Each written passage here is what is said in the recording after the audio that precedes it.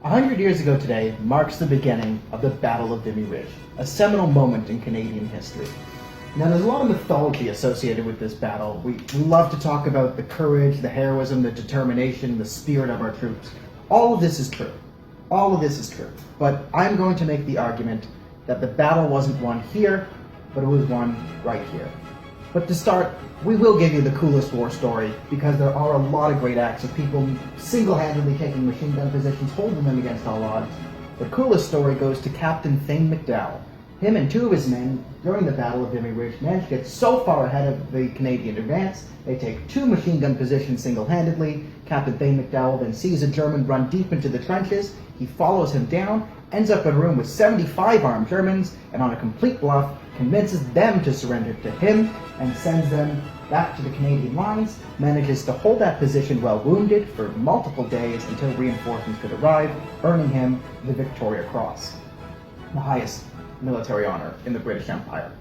Now, empire is important to know, because 150 years of Canada, it's important to know that 150 years ago we weren't a country. We were a dominion of the British Empire. A dominion means you have control of your own domestic policy, but not foreign policy, which means if the British declare war on something, we're at war with it too. Which brings us to the First World War, and we're in the year 1917. Now, the war starts in 1914, but 1916 would be one of the bloodiest points of the war. It was utter chaos. You had the Battle of the Somme, the Battle of Verdun, battles where nothing was gained but millions died. So the Allies come to 1917, and it's a very important point in the war. And the assaults in 1917 are going to take place in the spring, because it's very hard to do anything in the winter. So during the winter, they plan the Battle of Arras. Now, the Battle of Arras is the British Empire's goal is to push the Germans really hard along the French southern lines. And while the Germans get hit hard, they should reinforce the Arras lines. And then after that, the French are going to have a very big push in the north of France, and within 48 hours, they hope to break through the French lines, off to Berlin, problem solved. Now, that's not really how the battle would go. So, Vimy Ridge. Vimy is the strongest point on the French line. It is German control. It is a giant ridge. It overlooks all the Allied artillery and troop movements. It's a very strong point, and the Canadians are tasked with taking Vimy Ridge. And this isn't popular with everyone. The French say not to do this. The French try and scrap this battle plan before it even starts because they say it's suicide. They don't want to waste these troops. The last French assault at Vimy Ridge took 250,000 casualties. That's a lot. The last British assault at the Battle of Vimy Ridge took 150,000 casualties. So this is seen as sort of a suicide run to the French. And what the British kind of see here is they're going to put the Canadians at Vimy, because the Canadians have shown quite good prowess and have been known as assault troops, because they were very effective in the trenches. So the hope is the Germans see all the Canadians at Vimy. They should then reinforce the strong points of their line, so we could then break the trench stalemate at the weaker points. However, the Canadians aren't told this is just a distraction. The Canadians don't play for a tie. They play to win. So the actual battle. It's tasked to Julian Byng. He is the commander of the Canadian Army. He's a British man, but what's important about Vimy Ridge is it's the first time the Canadian Army would act as one. All four divisions are under a singular command for a single purpose. Also, this is the first time a Canadian would command British forces. That Canadian is Arthur Currie. He was sort of second in command, and Byng tasked the battle to two men, Currie and Andrew McNaughton, who would be in charge of the artillery. So how do you break the trench stalemate? Now, the biggest problem with trench warfare is advantage goes heavily to the defender. Very heavily to the defender. You have trenches, there's static, there's not a lot of movement in this war, which means you always know where the assault is coming from. So you have four major problems to break through in this puzzle. Number one, barbed wire here. Barbed wire is sort of the most underrated weapon of this war, because when you're out in no man's land, if you stop in no man's land, you're dead. Ask these three. It is not a fun place to be. So once you get to barbed wire, if you have to try and maneuver into it, all these machine gun positions are trained on you. You're not going to last very long. The second problem is all these entrenched machine gun positions. Again, if you know where an assault is coming from, you reinforce the strongest points with the strongest weapons. The third problem is the overall defensive capabilities of the trenches. Now, these trenches are dug deep. deep in, there's trenches crisscrossing all these hills. It's very hard to hit someone within a trench. You can have sandbags, machine guns, snipers, you name it. Very hard to get into a trench. The fourth problem, maybe the biggest, is all this artillery. Even if you get all these men into no man's land, you can stop all these machine guns. If you have men out in the open and this artillery can fire on them, modern artillery could do heavy damage. You have shrapnel shells, you basically pack it full of pellets. They're designed to, when they explode, thousands of different pieces shatter off in all directions. You could take out about 20 to 30 meters of condensed troops with one shell. Thousands could die if artillery is used effectively or ineffectively. So how do you break through this? I'm going to say the Canadians didn't win this because of courage. Of course they were courageous. Again, I'm going to call it pragmatic creativity. So Arthur Currie, who is much cooler than Aquaman, sort of Canadian George Washington. In order to solve the machine gun problem, he invents new assault tactics. He divides the infantry. He's the first person to do this. The problem with modern infantry movements, as it was in 1916, the strategy was the very, very controversial, the very silly, in my opinion. You basically have riflemen. They take their rifle, you put a bayonet on top of the rifle, you screw basically a knife on a gun, and you charge a machine gun, and you try and stab the machine gun to death. That's not a good military tactic. As you can guess, that's why millions of people died at the Somme. So Currie divides the infantry into 3 units, and this would, if you have some military background, you would recognize these tactics. So you have the regular riflemen. Now there's 2 more divisions. One, light machine gun units. So they're what they say. They're mobile machine gun units. So the goal is to get these machine gunners into different points across no man's land that you could reinforce, and use machine guns to get consistent fire onto an enemy strong position or suppressive fire. Then they got a 3rd specialized form of troop, grenadiers or explosive experts. The goal is to suppress a strong point of the line, bring in grenadiers who can then lob explosives into the machine gun nest, and while they're hit with explosives, then you send the regular assault troops or your riflemen in to take the position. This is now known as assault on a fixed position. This is modern military tactics. This is the first time it was used 100 years ago today. Now, all the other problems would be solved with the incredible use of artillery. Now, I say the mind because what makes this battle special, it is the first use of combined arms warfare. The Canadians didn't win this because of heart, which there was incredible heart. I will say the use of science and technology. The innovation that went into this is quite outstanding. If you listen to first-hand accounts of the battle, I mean, yes, there are talks of their friends doing heroic things, but most soldiers will tell you about the artillery used and how it was used and how amazed they were and what they were able to do to the German lines with just this brilliant use of artillery. So the first problem, again, the barbed wire. If you get stuck to the barbed wire, you're going to die. Now, these anti-infantry shells that just burst shrapnel and whatever, they don't do a lot of damage to the barbed wire because if you nick a barbed wire, it's still kind of effective if it's on the ground. So the British and the Allies have this new shell in 1917. I'll not go into it. It's designed to be thinner. It's not have any shrapnel in it. It's designed as soon as it touches something, as soon as it touches one of the wires, it will explode and create an explosion of a couple feet, which means it will basically wipe out the entire barbed wire. So they're essentially able to blow across the barbed wire and get the troops moving effectively through it. Now, another use of this artillery, I'm sure you might have heard of something called the creeping barrage or the rolling barrage. Currie had invented this tactic a year ago at Mount Sorel, but he really perfected it for this battle. So it was months and months and months and months of planning. Every single private, every single lieutenant knew exactly how this battle was going to go, exactly where the artillery was going to drop, when it was going to drop. So this is how a creeping barrage works. You need to send your men in from your lines into no man's land to attack the other German lines. They would take this position first, kill one. Again, the problem with being out in the open is everyone can see you. So what a creeping barrage was, about 900 shells per second, fired in complete unison, would sort of screen the Canadian advance and slowly drop artillery in front of them. So as you're moving, you always have these shells going above you. Now, one of the effective things here is when you hear artillery in the First World War, you assume everyone must be inside because artillery is so incredibly destructive. It bursts and things go everywhere. It's chaos. You would never assume that someone could be in no man's land while there's artillery falling in no man's land.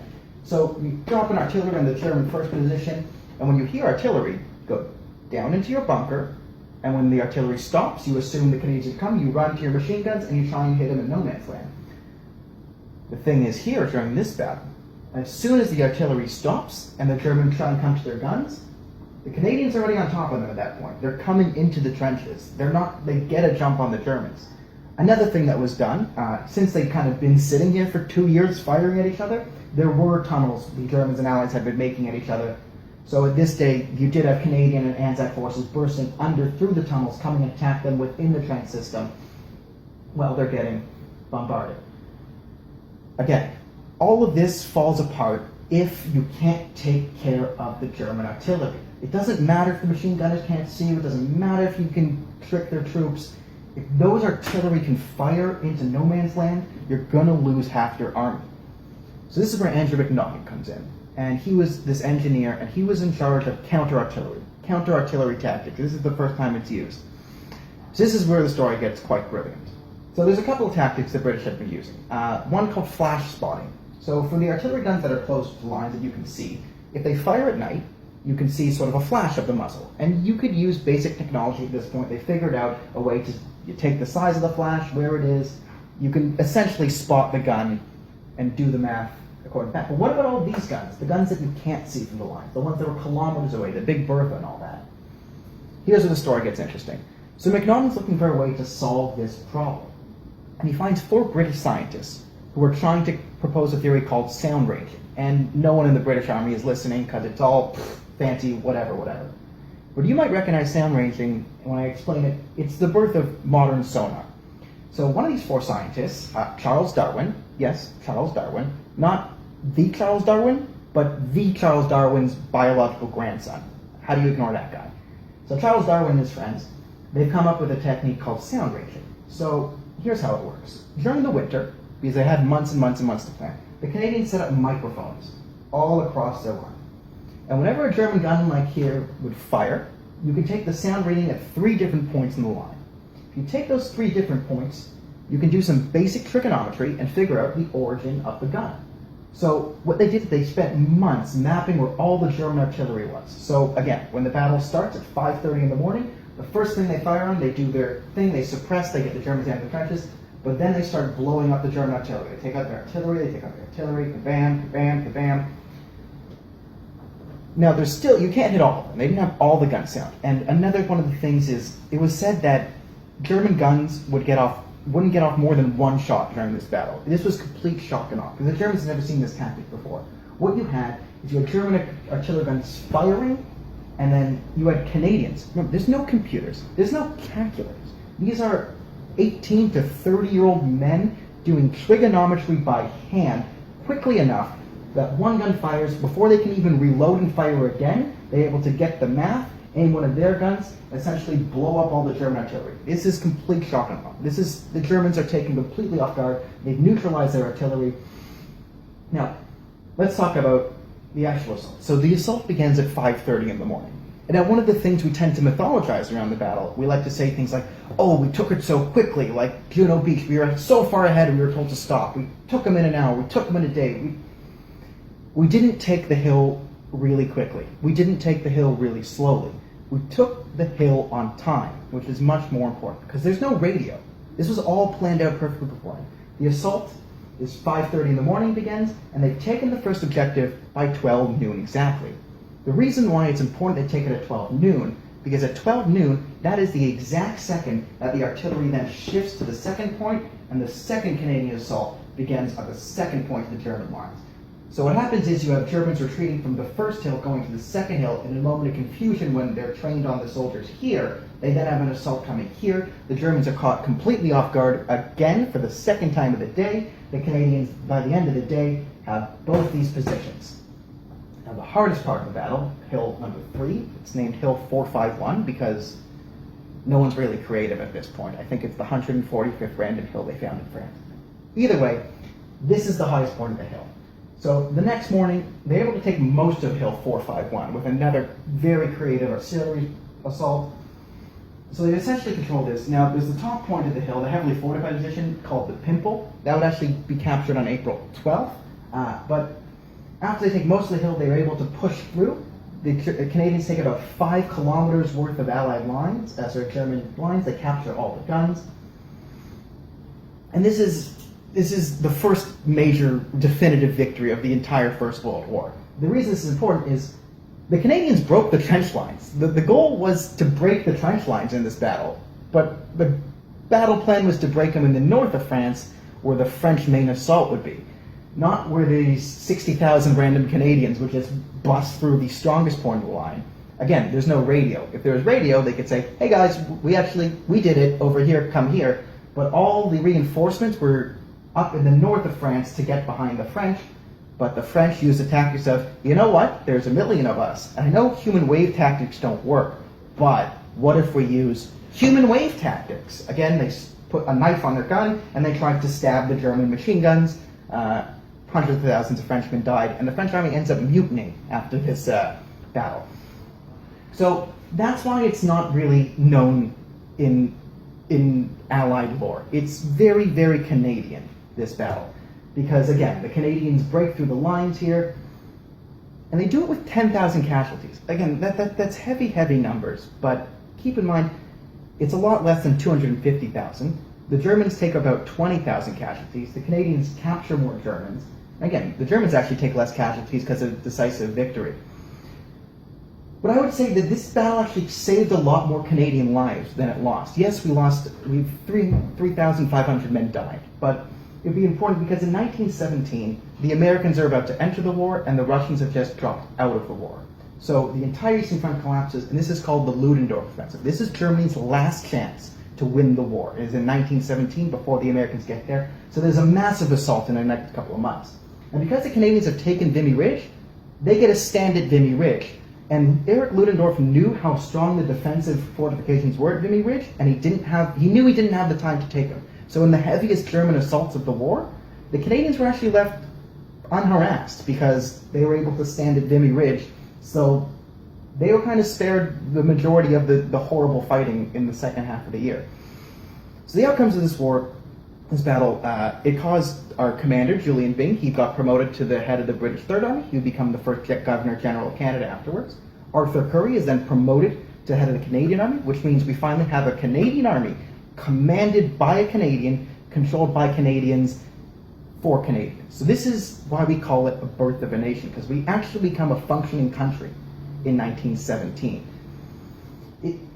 Before this, again, as a Dominion, the British control you, but in 1917, Canada becomes a country. The British Empire is over. This is the beginning of the British Commonwealth.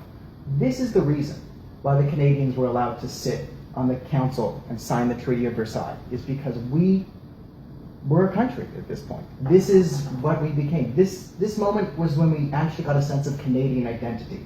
Because of all this, our new tactics, it was the first time Canadians did something. It really showed us that we were not Europeans. We didn't have this sense of honor and whatever and propriety that caused many people to just walk into machine gun fire. We were different. We did something that no one thought was possible, and that's why 100 years ago today marks the beginning of the country of Canada.